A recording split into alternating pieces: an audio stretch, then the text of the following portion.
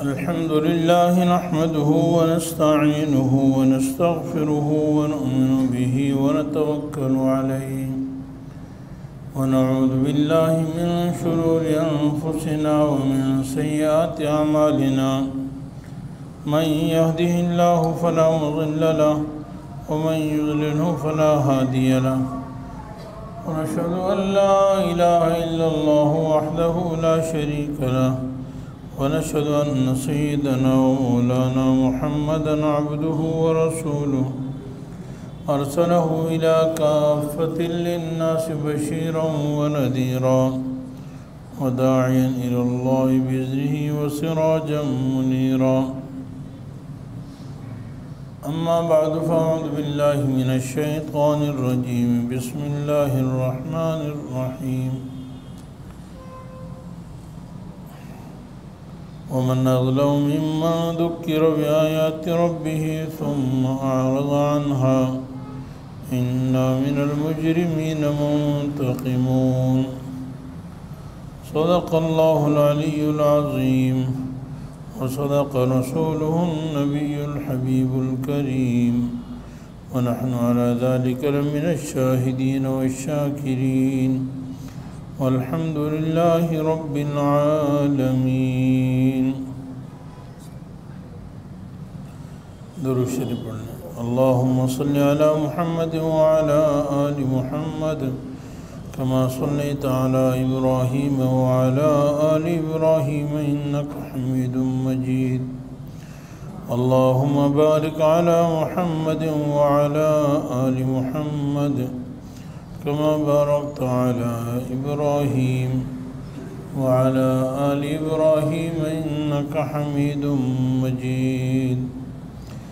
رب اشرح لي صدري ويسر لي أمري واحلل عقدة من لساني يفقه قولي رب زدني علما. سب تعریفیں اللہ جل جلالہ کے لیے ہیں. اللہ تعالیٰ ساری کائنات کے خالق ہیں، مالک ہیں، رازق ہیں. اس نے ساری کائنات کو بنایا ہے اور ساری کائنات کا نظام وہ اکیلے چلا رہا ہے.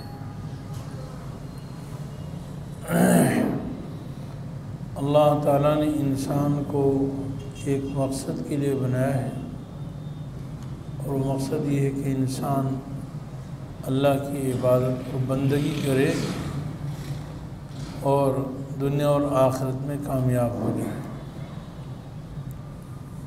سب سے کامیاب انسان وہ ہے جو اس مقصد میں پورا اتر جائے اور جب نتیجہ نکلے تو وہ 100% کامیاب ہو. اللہ تعالیٰ نے ارشاد فرمایا کل نفس ذائقۃ الموت، ہر جاندار کو موت چکھنی ہے. وَإِنَّمَا تُوَفَّوْنَ أُجُورَكُمْ يَوْمَ الْقِيَامَةِ، اور بے شک تمہیں پورا تمہارا بدلہ، تمہاری اجرت دی جائے گی قیامت کے دن. فَمَنْ زُحْزِحَ عَنِ النَّارِ وَأُدْخِلَ الْجَنَّةَ فَقَدْ فَازَ. بس جس شخص کو جہنم سے بچا لیا گیا اور جنت میں داخل ہو گیا وہ کامیاب ہو گیا. یہ ہے نتیجہ، خلاصہ پورے دین کا.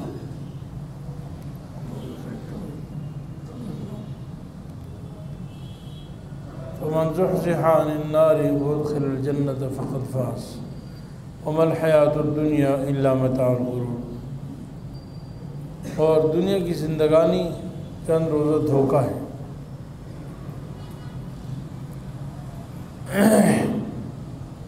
تو میرے عزیز بھائیوں،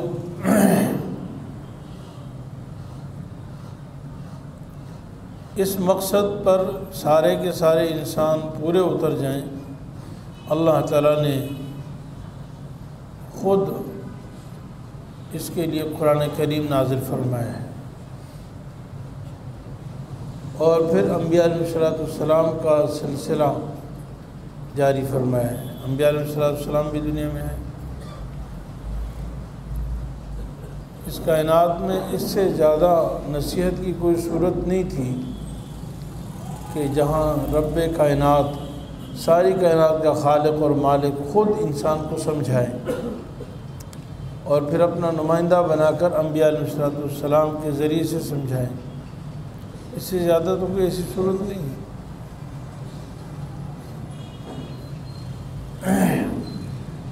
لیکن لوگوں کی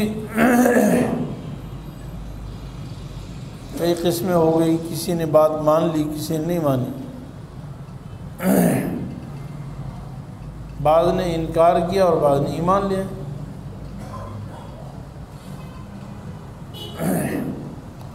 اب جو کافر ہیں وہ تو پکی بات ہے کہ جہنم میں جائیں گے، ہلاک ہوں گے، برباد ہوں گے، ان کے لیے بربادی ہے۔ لیکن ایمان والے جو ماننے والے ہیں، ان کی صفات، ان کو بھی سوچنا چاہیے کہ ہم ایسے اعمال، ایسے کرتوت نہ کریں کہ کہیں ہم ایمان کا نام لینے کے باوجود ہم بھی جہنم کا ایندھن بن جائیں یا ہم جہنم میں جانے والے ہو جائیں۔ قرآن و حدیث میں ہمیں غور کرنا چاہیے۔ اللہ تعالیٰ نے قرآن کریم میں ایمان والوں کی صفات بیان فرمائی کہ ایمان والے ایسے ہیں کہ جب ان کے سامنے اللہ کا تذکرہ ہو تو دل تھر تھر کانپنے لگ جائے، یعنی اللہ کے احکام کے سامنے جھک جائیں۔ اللہ نزل احسن الحدیث کتابا متشابہا مثانیہ تقشعر منہ جلود الذین یخشون ربہم۔ اللہ تعالیٰ نے قرآن کریم نازل فرمایا ہے، کتاب نازل فرمائی جو متشابہ ہے، یعنی اس کے مضمون ملے جلے ہیں یا پچھلی کتابوں کے ساتھ مشابہت رکھتے ہیں، تورات، زبور، انجیل میں جو احکام آئے۔ مثانیہ، اس میں بہت تکرار ہے، مکرر، بار بار ایک مضمون کو 20 مرتبہ ذکر فرمایا ہے، کیونکہ مقصد وعظ ہے اور وعظ میں بات کو بار بار دہرایا جاتا ہے۔ تقشعر من جلود الذین یخشون ربہم، ان لوگوں کی کھال کانپنے لگ جاتی ہے جو اپنے رب سے ڈرتے ہیں۔ یعنی ایمان والوں پر نصیحت کا بہت بڑا اثر ہوتا ہے۔ ثم تلین جلودہم وقلوبہم الی ذکر اللہ، پھر نرم ہو جاتے ہیں ان کے جسم اور ان کے دل اللہ کے احکام کی طرف، اللہ کے ذکر کی طرف۔ ذالک ھدی اللہ یہدی بمن یشاء، کہ اللہ تعالیٰ ہدایت دیتے ہیں جس کو چاہتے ہیں۔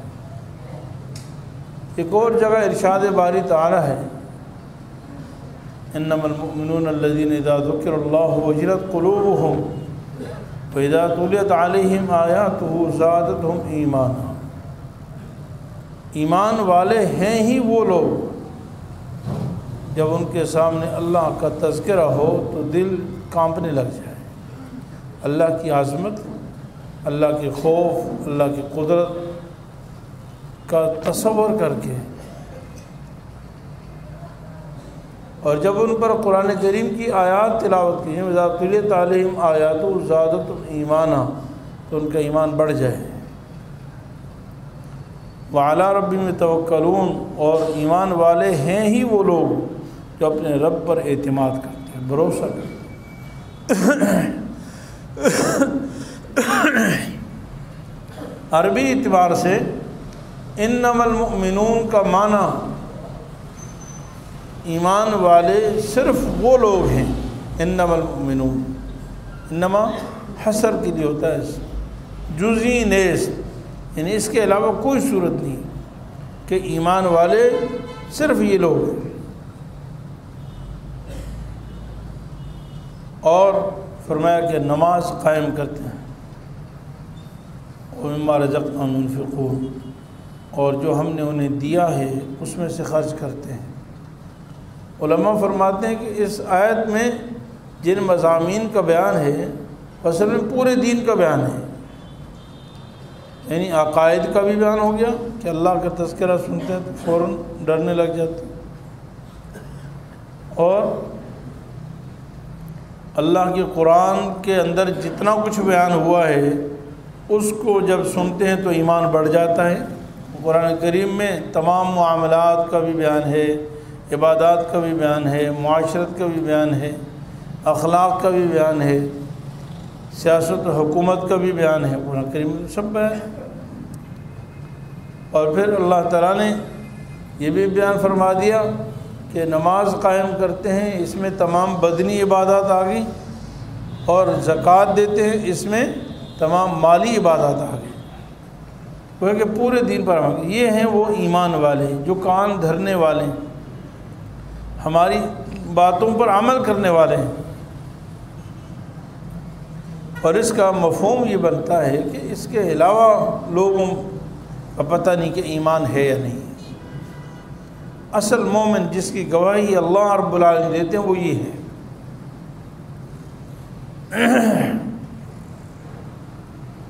18ویں پارے کے شروع میں اللہ تعالیٰ فرماتے ہیں قد افلح المؤمنون، ایمان والے کامیاب ہیں۔ اور پھر اللہ تعالیٰ نے کئی آیات میں ایمان والوں کی صفات تعارف بنایا۔ آپ کسی بھی چیز کا تعارف، اس کا خاندان، اس کا نسب آپ بیان کرتے ہیں نا کہ یہ تعارف ہے بھائی۔ آپ کہتے ہیں مجھے فلاں بلڈنگ جانا ہے تو آپ کہتے ہیں یہاں سے آگے جائیں، ایسا بلڈنگ ہوگی، اس پر یہ نام ہوگا، کسی سے پوچھ لیں گلی نمبر فلاں اور مکان نمبر فلاں یہ ہے۔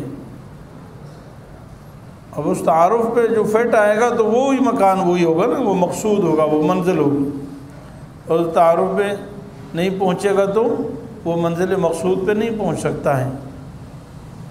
اس کو جب کہا تھا PECHS میں جانا ہے، اگر وہ کسی اور جگہ چلا گیا، اسکیم 33 پہنچ گیا، کسی اور جگہ چلا گیا تو وہ اس منزل مقصود پہ نہیں پہنچے گا۔ تو اللہ تعالیٰ تعارف فرما رہے ہیں ایمان والے کامیاب ہیں۔ الذین هم فی صلاتہم خاشعون، ایمان والوں کی چند صفات ہیں: نماز میں خشوع کرنے والے ہیں، زکوٰۃ ادا کرنے والے ہیں، اپنی شرمگاہوں کی حفاظت کرنے والے ہیں، یعنی بے حیائی، عریانی، فحاشی، بے پردگی، بد نظری، یہ ساری چیزیں اس میں آ گئی۔ شرمگاہ کی حفاظت کا جو شریعت نے بتایا، جائز طریقے سے اپنی شہوت پوری، اپنی خواہش پوری کر سکتے ہیں، اور امانت داری کرنے والے ہیں، نمازوں کی پوری پابندی کرنے والے ہیں، سچی گواہی دینے والے ہیں۔ فرمایا اولئک ھم الوارثون، یہ لوگ ہیں جنت کے وارث، حقدار۔ وارثین کو ہی ملتا ہے وراثت، جو وارث ہوتا ہے اسی کو وراثت ملتی ہے۔ غیر وارث جتنا بھی روتا جائے، پڑوس میں ہو، غریب ہو، فقیر ہو، لیکن وہ وارث نہیں ہوگا تو اس کی وراثت اس کو نہیں ملے گی۔ وراثت تو اسی کو ملے گی جو وارث ہے۔ اور اللہ تعالیٰ فرمائے جنت کے وارث ایسے ایمان والے، اولئک ھم الوارثون، یہی لوگ وارث ہیں۔ الذین یرثون الفردوس، جو جنت الفردوس کی وراثت ہوگی۔ جنت ان اعمال کے ذریعے سے ملتی ہے۔ اللہ تعالیٰ نے فرمایا یہ ہیں اعمال، ان کو کر لو جنت ملے گی، ہم فیہا خالدون، ہمیشہ رہیں گے۔ ایک اور جگہ اللہ تعالیٰ نے ایمان والوں کی کئی صفات بیان فرمائی۔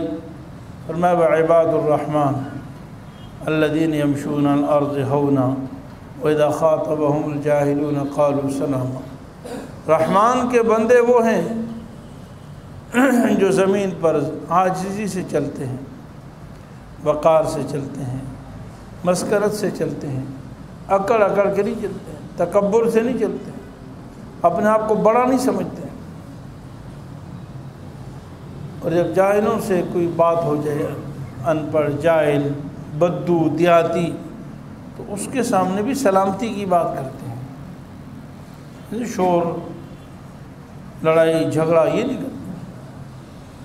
والذین یبیتون لربہم سجدا وقیاما، رات کو گزارتے ہیں اللہ کے سامنے، کبھی سجدوں میں کبھی قیام میں، رات گزارتے ہیں اللہ کے سامنے کبھی سجدوں میں، اور رات بھر عبادت کرنے والے لوگ ہیں، پھر بھی کہتے ہیں والذین یقولون ربنا اصرف عنا عذاب جہنم ان عذابها کان غراما، کہ اللہ ہمیں جہنم کے عذاب سے بچا لیجئے، جہنم کا عذاب بڑا نقصان دہ ہے، بڑا تاوان کا ہے، ان ساعت مستقر و مقامہ، بدترین ٹھکانہ ہے، بدترین ٹھکانہ ہے، بدترین رہنے کی جگہ ہے۔ پھر آگے مزید صفات والذین اذا انفقوا لم یسرفوا ولم یقتروا وکانوا بین ذلک قواما، خرچہ کرتے تو اعتدال سے، نہ بہت زیادہ اسراف نہ بہت زیادہ بخل سے کام لیتے ہیں، بلکہ میانہ روی اپناتے ہیں، درمیان۔ والذین لا یدعون مع اللہ الہا آخر، اللہ کے ساتھ کسی کو شریک نہیں ٹھہراتے، ناحق کسی انسان کو قتل نہیں کرتے ہیں، ولا یزنون، اور زنا نہیں کرتے ہیں، اور گناہ کرتے نہیں، اگر گناہ ہو جائے تو فوراً توبہ طائب ہو جاتے ہیں، جھوٹی گواہی نہیں دیتے ہیں، فضولیات اور لغویات میں شامل نہیں ہوتے ہیں، فضولیات اور لغویات کہیں ہو رہی ہوں تو اس کے قریب نہیں جاتے ہیں، اس سے بچ کر گزر جاتے ہیں، کنارے سے گزر جاتے ہیں، اس سے اپنے آپ کو بچاتے ہیں، اور جب قرآن کریم کی آیات سنیں تو فوراً اس کی اطاعت کرتے ہیں۔ والذین اذا ذکروا بآیات لم یخروا علیہا صما وعمیانا، تو اللہ کے قرآن کے سامنے وہ گنگے بہرے نہیں بنتے، بلکہ وہ کان کھلے رکھتے ہیں، ظاہری کان بھی اور دل کے کان بھی، کہ جو اللہ کا حکم ہوگا مجھے مان کر چلنا ہے، میں مسلمان ہوں۔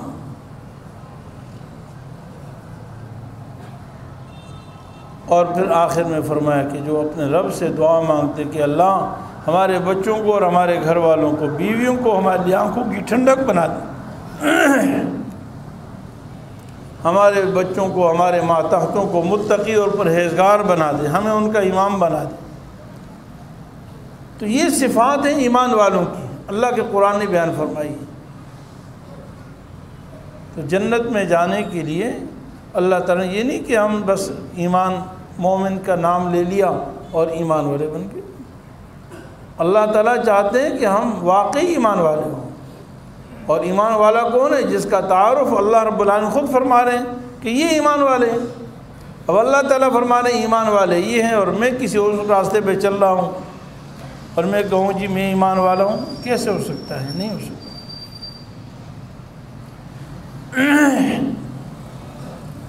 سورہ الف لام میم سجدہ ہے، یہ اللہ کے قرآن میں پڑھ کر سنا رہا ہوں، اس میں ایک آیت ہے، آیت سجدہ، جو پڑھنے سے سجدہ تلاوت واجب ہو جاتا ہے۔ اس کا ترجمہ میں پڑھتا ہوں کہ اس کا ترجمہ یہ ہے کہ بے شک ہماری آیات پر ایمان انہی لوگوں کا ہے، بے شک ہماری آیات پر ایمان، دیکھیں میں اور بھی کہتا ہوں، میں بھی ایمان رکھتا ہوں، اللہ کے قرآن کو مانتا ہوں، سب کہہ رہے ہیں اللہ کے قرآن کو ہم مانتے ہیں، لیکن اللہ کا قرآن ہمیں مومن مانتا نہیں مانتا، ہمیں ایمان والوں میں شامل کرتا نہیں کرتا، ہمارے اس ماننے کو، جو میں مان رہا ہوں اس ماننے کو تسلیم کرتا ہے یا نہیں کرتا، وہ اللہ کے قرآن سے پوچھیں نا۔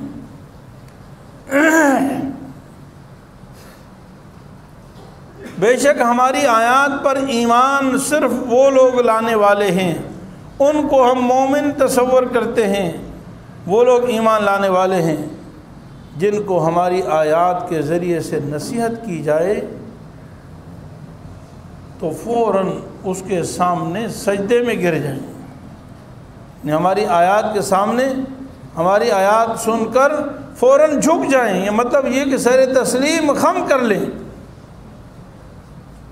اور اپنے رب کی پاکی بیان کریں، اور ہماری آیات، ہمارے احکام شریعت کے مقابلے میں بڑائی اور تکبر نہ کریں، میں تو نہیں کروں گا، میں تو نہیں کروں گا، یعنی صرف یہ نہیں کہ میں کر نہیں رہا ہوں تو کیا ہو گیا، میں تو مانتا تو ہوں۔ اللہ کا قرآن تو کہتا ہے آیتوں پر حقیقت میں ایمان لانے والے وہ ہیں جو ہماری آیتوں کے سامنے سر جھکا لیتے ہیں اور اکڑتے نہیں ہیں۔ میرے عزیز بھائیوں، مجھے اور آپ کو سوچنا ہے، سمجھنا ہے، غور کرنا ہے کہ ہمارے اندر ایمانی صفات پائی جاتی ہیں یا نہیں پائی جاتی۔ کافروں کی بات نہیں، میں نے ایسی آیتیں پڑھی جو خالص ایمان والوں کے لیے اللہ تعالیٰ نے بیان فرمائی ہیں۔ ایمان کا ذکر ہے، ایمان والوں کی صفات بیان فرمائی ہے۔ ہم اپنے آپ کو مومن کہتے ہیں، لیکن ایمانی صفات ہمارے اندر ہیں، اس کو سوچنا چاہیے۔ ایک جگہ اللہ رب العالمین ارشاد فرما رہے ہیں فَمَنْ أَظْلَمُ مِمَّنْ ذُكِّرَ بِآيَاتِ رَبِّهِ ثُمَّ أَعْرَضَ عَنْهَا۔ دیکھیے قرآن کریم میں یہ بھی ہے کہ سب سے بڑا ظالم مشرک ہے، سب سے بڑا ظالم جو اللہ تعالیٰ پر جھوٹ باندھتا ہے وہ بھی بڑا ظالم ہے۔ اللہ تعالیٰ کے بارے میں اور اس کے رسول پر جھوٹ بولتا ہے وہ بھی ظالم ہے، من گڑت باتیں کرتا ہے وہ بھی ظالم ہے۔ لیکن اللہ رب العالمین ارشاد فرما رہے ہیں وَمَنْ أَظْلَمُ مِمَّنْ ذُكِّرَ بِآيَاتِ رَبِّهِ ثُمَّ أَعْرَضَ عَنْهَا۔ یہ تو بتاؤ اس سے بڑا ظالم کون ہے جس کو اللہ کے قرآن کے ذریعے سے سمجھایا جائے، اللہ کے قرآن کے ذریعے سے نصیحت کی جائے پھر بھی نہ مانے، ثُمَّ أَعْرَضَ عَنْهَا۔ اور میرے عزیز بھائیوں، اللہ کے قرآن کے ذریعے سے سمجھانے کا یہ مطلب نہیں ہے کہ میں اور آپ یہ سمجھیں ٹھیک ہے جی ہم نے تو قرآن پڑھا ہی نہیں، ہمیں تو قرآن کے ذریعے سے نہیں سمجھایا۔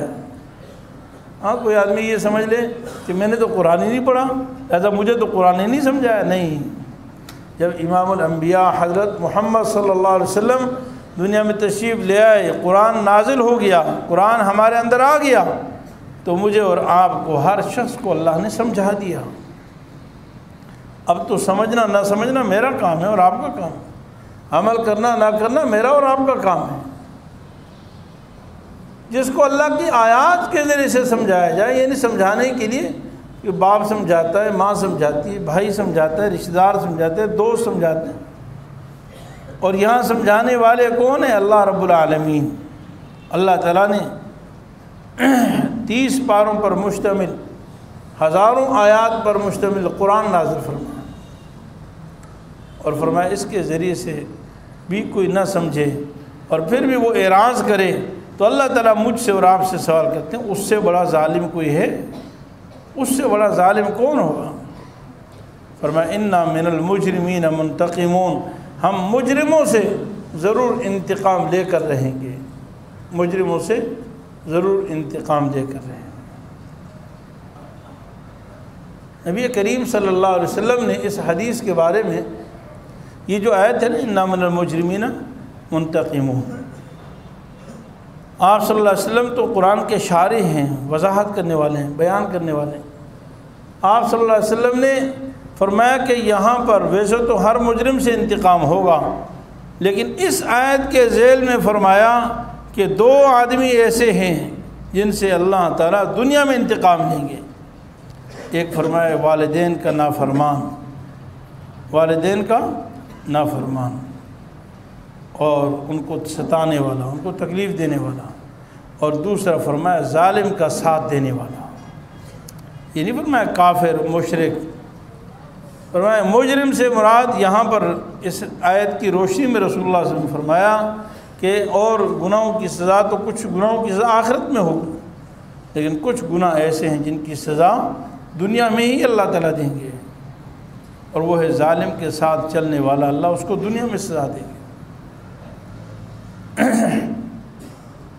کئی جگہ پر اللہ تعالیٰ نے فرمایا ہے، اور ایسے ہی قرآن کریم میں ایک جگہ ارشاد باری تعالیٰ ہے کہ جو شخص بعض باتوں پر ایمان لاتا ہے اور بعض باتوں پہ نہیں ایمان لاتا،